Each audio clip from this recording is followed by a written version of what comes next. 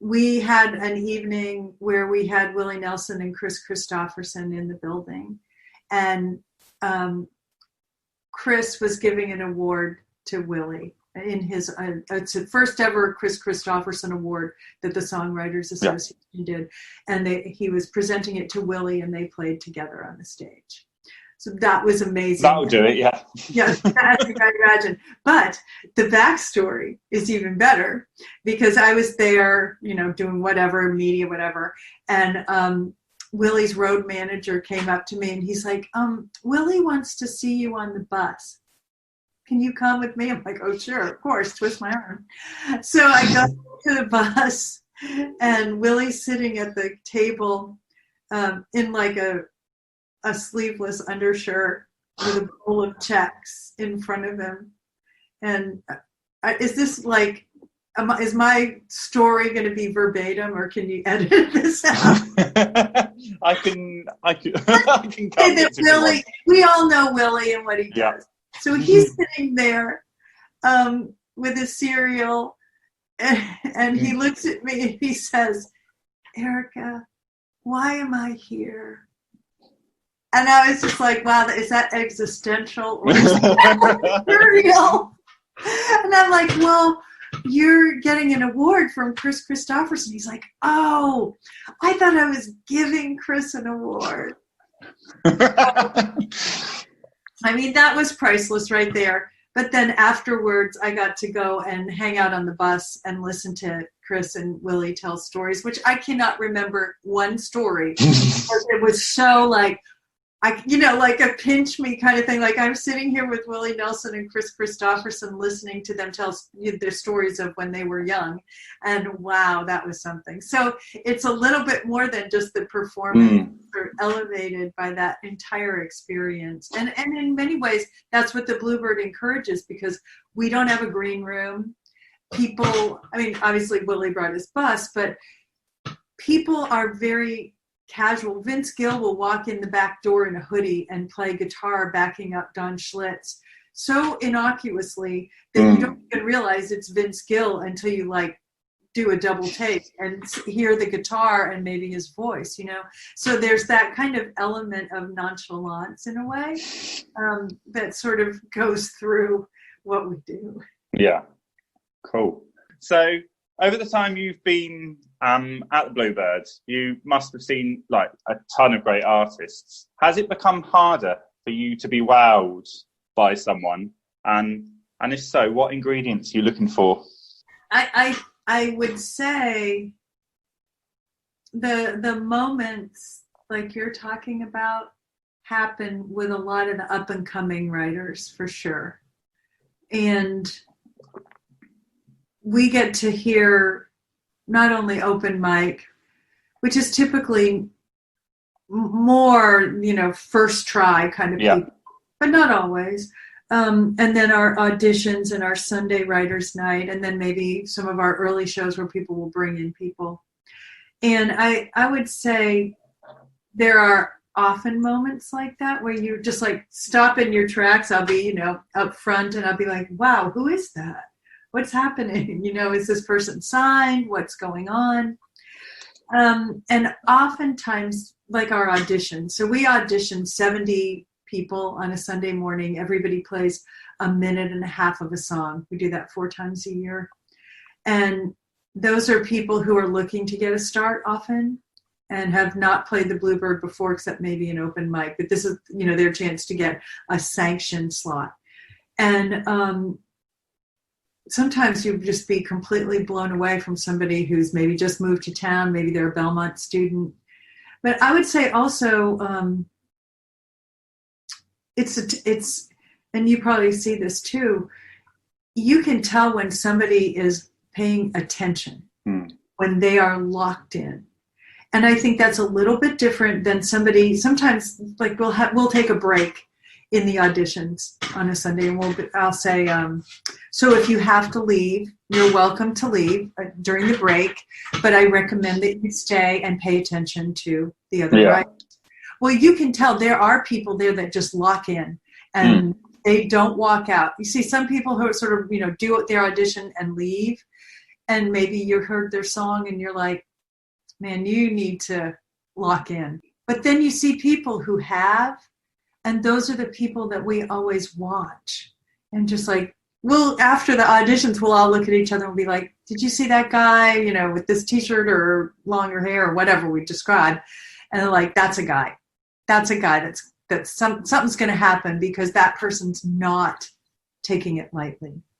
So in that way, we see, that's what I love to see, almost more than the songs. It's like, who's going to pay that much attention and do it? And it's rewarding to follow people like that.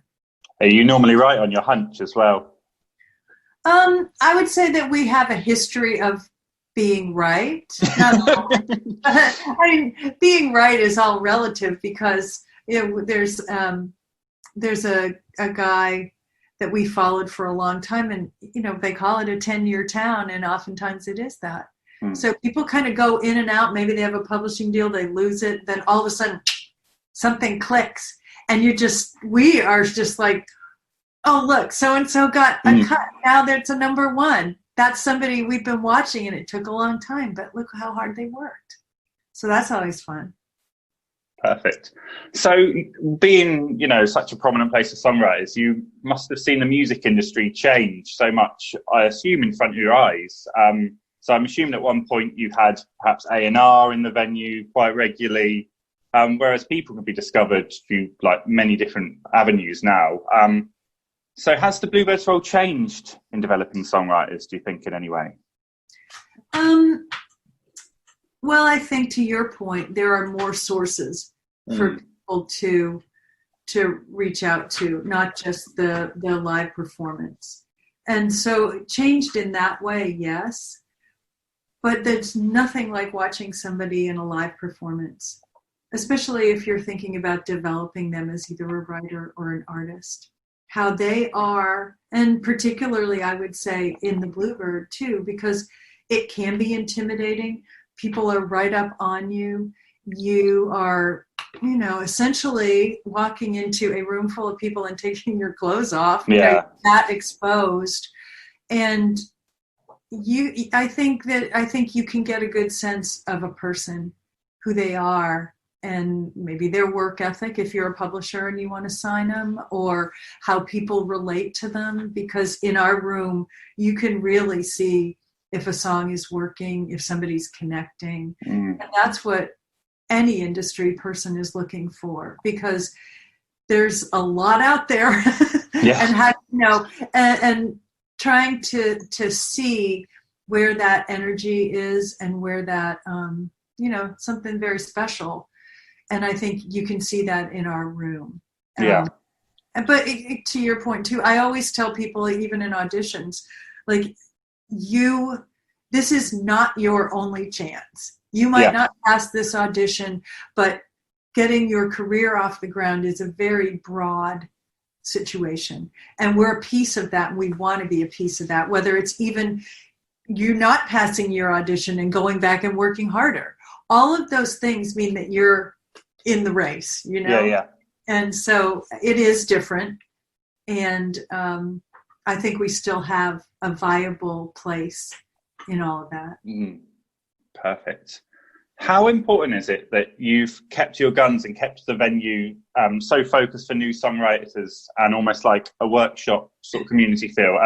Because you could have easily gone down the route of, opening a couple of times a week, charging $80 for, just for big acts to play in an intimate venue.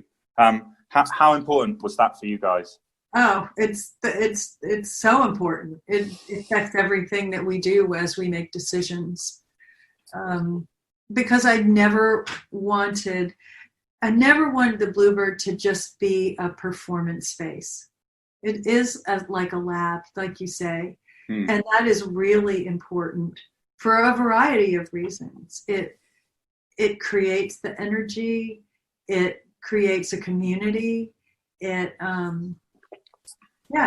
the foundation of what the Bluebird is. It makes it what the Bluebird is. And there are many, many wonderful venues in town and around the country, around the world. But that's something that is really hallmark to what we do. Brilliant. So is the idea in Nashville, or you going back to the TV show, that kind of Dee can just ring someone up and ask if they'll play the venue? Does that happen? Does that actually ever happen? Well, you can say no. It's fine. Well, I have to qualify it because I'm so verbose. I'll have to tell you one story. So it can happen a little bit.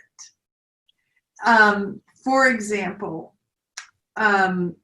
when they were filming the Foo Fighters series, I had gotten a call that a film crew wanted to come in and film B-roll, and I'm like, okay, well, what is it for? Because I can't let you unless I know. And they said, okay, well, the Foo Fighters are doing this movie where they're going to music cities, and people keep bringing up the Bluebird, and we don't know anything about it, so we want to come and film a little B-roll. I said, okay, if I can meet Dave Grohl, you can come and film.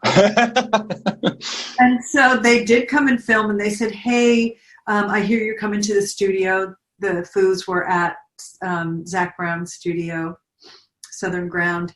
And they're like, so you're going to come over later. And of course, that's the worst feeling in the world, is to go into a studio where everybody knows each other and you're like the odd person out. Yeah. Like, hi. But it was a chance to meet Dave Grohl. So I did that, met Dave, told him about the Bluebird. He had no idea, did not know the Bluebird at all. I explained it to him. He wanted to come and play. And I said, sure, how about Sunday night? We'll put you on our writer's night. It'll be fun, blah, blah, blah. It didn't work out. So too bad. Yeah. But 2 weeks later, I was at a pet store buying dog food, and I got a call from John Ramsey, who is Dave's co-producer. And he's like, Erika, we want to come back to Nashville. I'm like, where are you? Like, we're at Joshua Tree. And I'm like, you want to come back to Nashville? He's like, yeah, Dave wants to interview you and Dolly Parton. I'm like, say that again. Because nobody will ever say me and Dolly Parton. And he's like, I'm like, okay, sure, that sounds great. And he's like, and Dave wants to play the Bluebird. I'm like, awesome. Well, when are you guys coming? He's like, Tuesday. And I'm like, it's Saturday. God. So we had to do all of this stuff. So if you're Dave Grohl, we can probably make it. I mean, it worked out great, and we had all kinds of. It was very secretive. Nobody knew that was happening except myself and the audio engineer, and they all came to work, and there was Dave sitting on the back deck of the Bluebird tuning up his guitar. Was he a nice guy? Super nice. Yeah, very nice. He took time with every single person. It was amazing. So, yes, it can happen, but it's rare. Good anecdote. A good anecdote. So I'm going to get onto the film in a minute, but there's one line. I've watched it a couple of times, and I watched it again this morning, actually. But there's one line that Natalie Hemby says in it that I absolutely love. I'm going to read it word for word so I get it right. It's, they nurture the songwriter in an artist's way. Now, I love that line. I don't know if you paid her to say it. But so, what does songwriting mean to you? Oh, what does songwriting mean to you? Well, I mean, it's so easy to go into a cliche for something like that, isn't it? Because it really is to be around songwriters, to be in a community of writers, to be in a town that is so dedicated to that. It's about storytelling, and it's about telling the story of everybody's life. So a really good song touches everybody, but in a different way. So I guess, songwriting is kind of the backbone of our existence, really.